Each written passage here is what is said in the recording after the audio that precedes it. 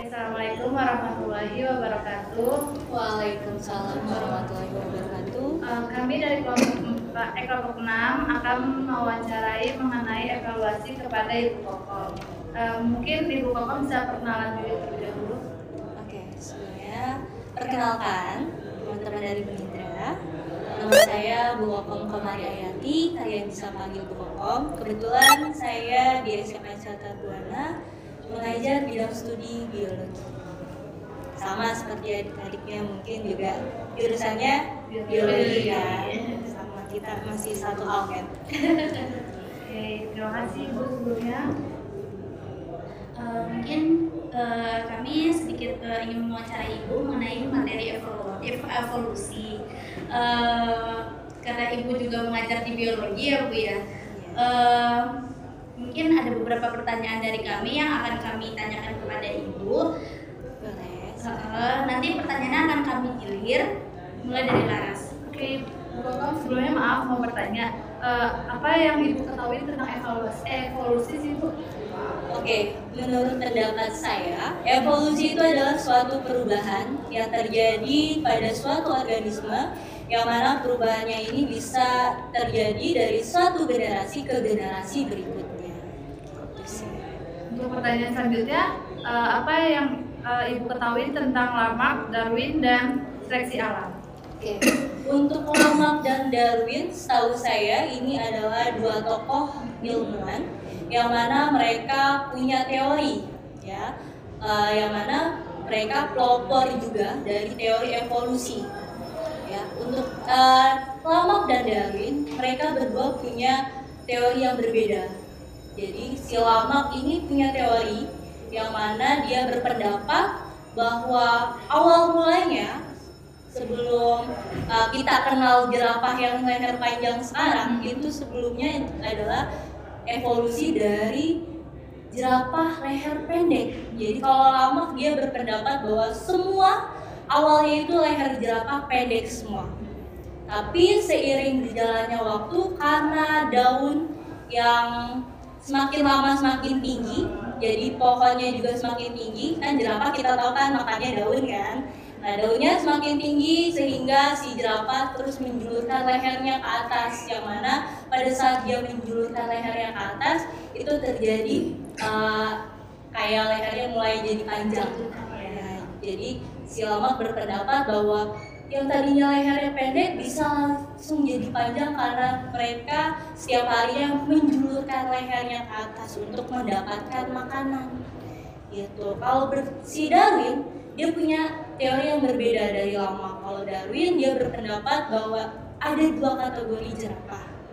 Ya, ada jerapah leher pendek, ada juga jerapah leher panjang. Nah, si jerapah leher pendek ini tidak bisa menggapai makanannya, tidak bisa makan karena daunnya yang terlalu tinggi, sehingga menyebabkan si jerapah leher pendek ini punah atau mati. Sedangkan jerapah yang leher panjang dia tetap bisa hidup lestari sampai sekarang karena dia tetap bisa mendapatkan konsumsi makanan. Nah, itulah yang terjadi namanya seleksi alam.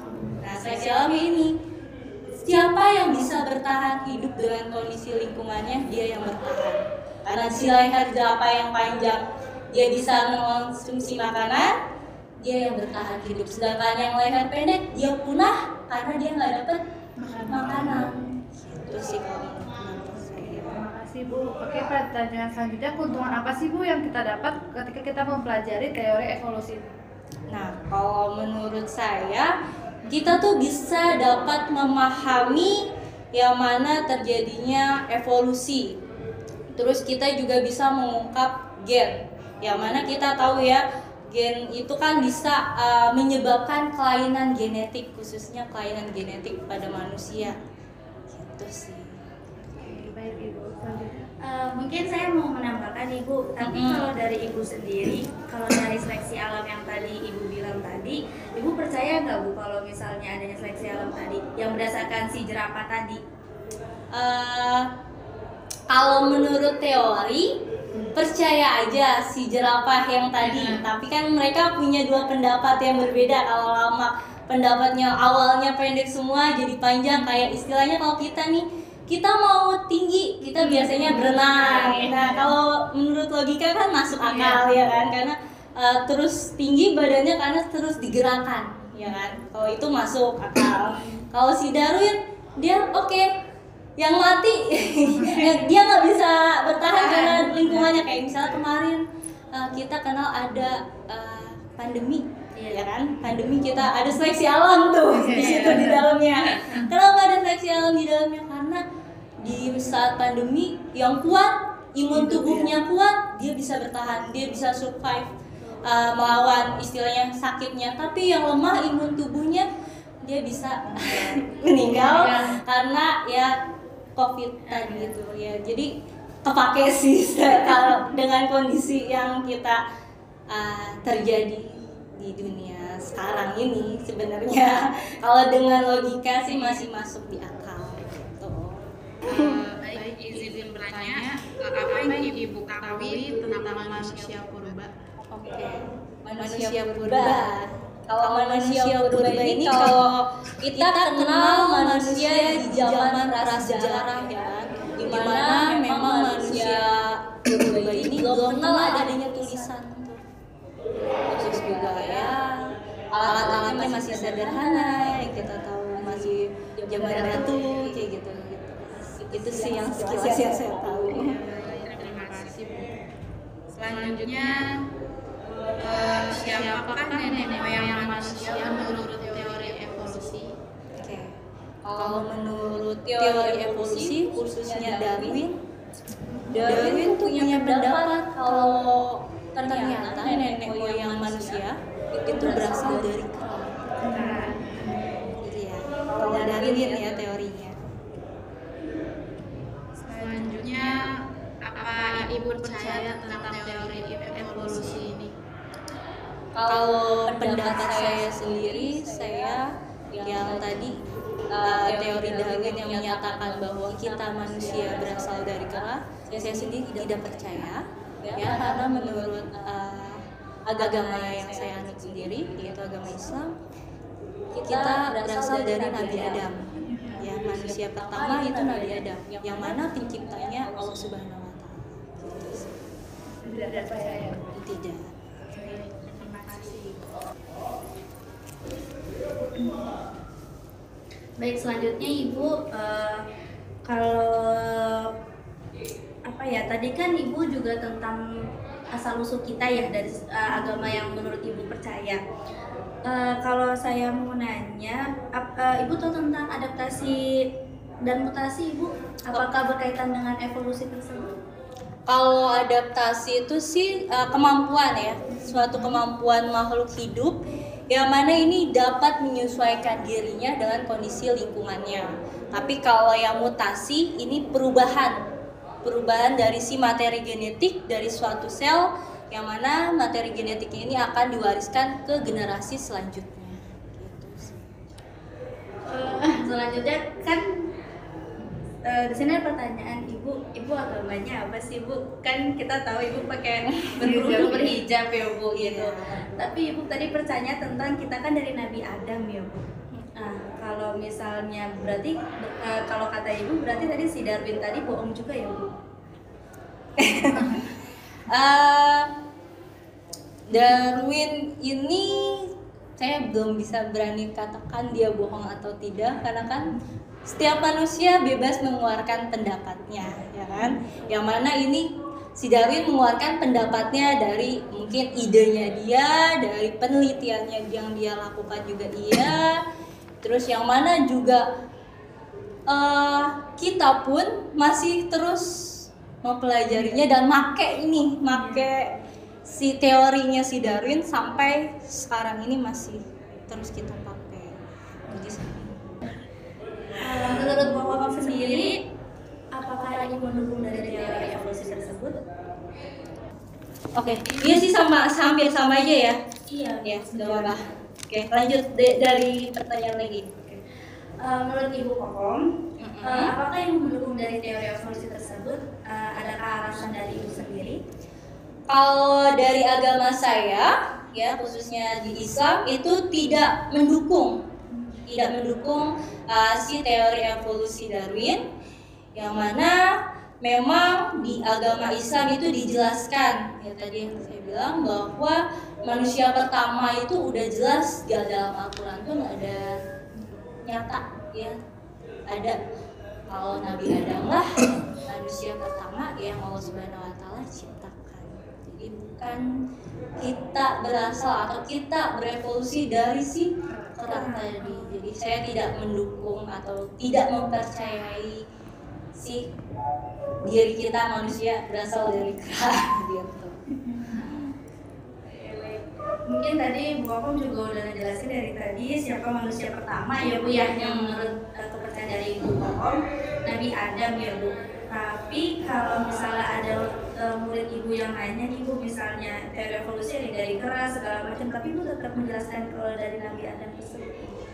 Kalau dari saya pribadi saat menjelaskan materi, kebetulan di materi biologi tidak ada yang penciptaan atau evolusi dari manusia ke kerak ya. Cuman seringkali saya awali kalau pendapatnya jangan dicampur adukan dengan agama.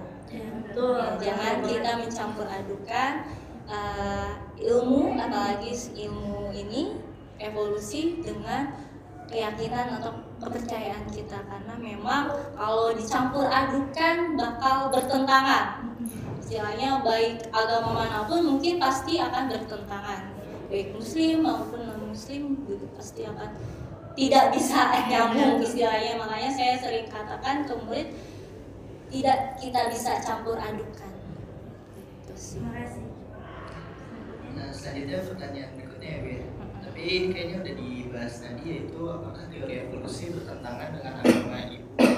Ya sudah dijelaskan tadi ya sama Ibu kalau teori evolusi yang dari kera itu jelas berbeda tentang pemahaman agama kita ya, yang mengajarkan kalau kita itu berasal dari Nabi Adam.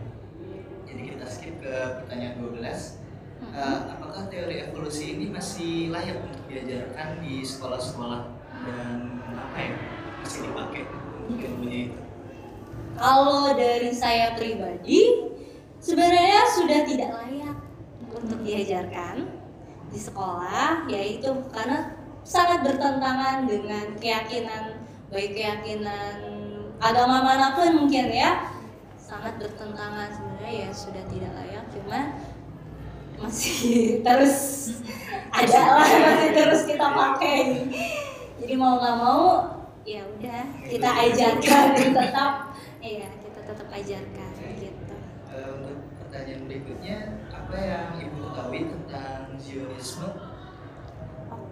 Freemason, Illuminati, dan Dajjal? Kalau Zionisme, kalau menurut yang saya ketahui itu merupakan sebuah gerakan yang mana gerakan ini diciptakan oleh orang Yahudi. Orang Yahudi ini punya agenda khusus yang mana untuk mereka mau kembali ke negara Palestina, gitu ya. Kalau yang Freemason itu adalah persaudaraan yang mana dia terfokus dari nilai moral dan juga spiritualnya. Illuminati itu adalah kelompok yang sering dikaitkan dengan teori si konspirasi ya, yang kita tahu banyak sekali konspirasi yang terjadi gitu. Kalau yang Dajjal ini satu nabi ya, tapi nabi palsu yang mana dia akan muncul di akhir zaman yang tujuannya untuk menyesatkan umat manusia. Gitu sih. Terima kasih.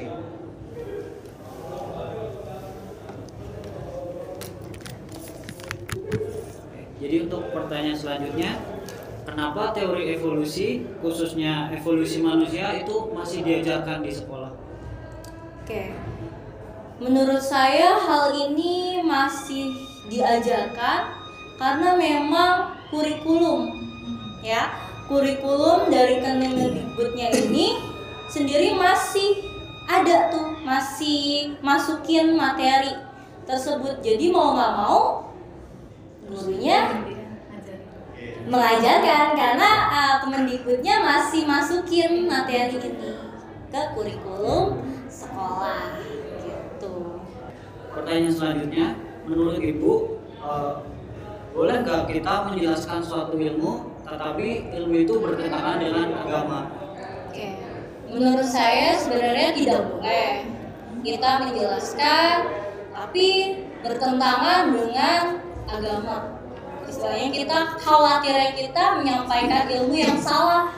Khawatirnya sih seperti itu. Cuman ya balik lagi yang tadi saya sampaikan di awal pembelajaran, saya selalu menyampaikan kepada peserta didik untuk tidak mencampur adukan antara ilmu agama sama si teori evolusi ini, karena kalau dicampur gak bakal balance, gak bakal bisa sama, pasti ada aja pantangannya, pasti ada aja pertentangannya, karena menurut Al-Quran seperti ini, menurut teori seperti ini, beda gitu, gak masuk gitu. Nah, ini pertanyaan terakhir, bagaimana cara Ibu menjelaskan teori evolusi, khususnya evolusi manusia kepada peserta didik? Khususnya teori evolusi pada manusia itu saya tidak mengajarkan karena memang teori evolusi yang manusia dari kera itu tidak ada di materi bab biologi ya. Tetapi yang saya ajarkan hanya teori evolusi menurut Lamarck ya, yang tadi si jerapah itu saya ajarkan, dan juga si Darwin yang si burung fish yang punya paruh yang berbeda-beda, yang jenis makanannya berbeda, beda juga paruhnya. Itu tetap saya ajarkan karena memang itu ada di babnya dan tidak juga agak melenceng sih enggak. Jadi saya tidak takut atau tidak ragu untuk menyampaikan materi tersebut, tapi yang khususnya yang manusia ini tidak ada di babnya dan saya jadi tidak menyampaikan ke peserta didik. Baik, terima kasih Bu. Sama-sama. Mungkin dari teman-teman sudah menanyakan tentang pertanyaan yang sudah kita sediakan. Kita berterima kasih kepada Om yang sudah menjawab pertanyaan ini. Semoga apa sih ilmu yang dikasih tadi bisa kita gunakan juga dan bermanfaat untuk kita gitu. Kesan dan pesannya justru terima kasih untuk kawan-kawan dari Mindra yang sudah berkenan untuk hadir main ke SMA Catar Buana, jauh-jauh mungkin ya rumahnya, tapi mau mampir. Ya begini keadaan kita, sekolah kita, semoga ya nanti kalian bisa tetap terus semangat kuliahnya. Jangan kasih kendor karena sebentar lagi kalian mau PPL dan menghadapi skripsi. Semangat berjuang. Saya juga menyampaikan permohonan maaf mungkin kalau ada jawaban yang kurang berkenan di hati atau mungkin ada salah kata ataupun salah penyampaian, saya mohon dimaafkan. Ya namanya manusia tidak luput dari salah dan dosa, kesempurnaan hanya milik Allah Subhanahu wa Ta'ala. Terima kasih kepada Bu Koko atas waktunya. Cukup sekian wawancara dari kelompok kami, kelompok 6. Kami tutup. Wabillahi taufiq wal hidayah. Wassalamualaikum warahmatullahi wabarakatuh. Waalaikumsalam warahmatullahi wabarakatuh.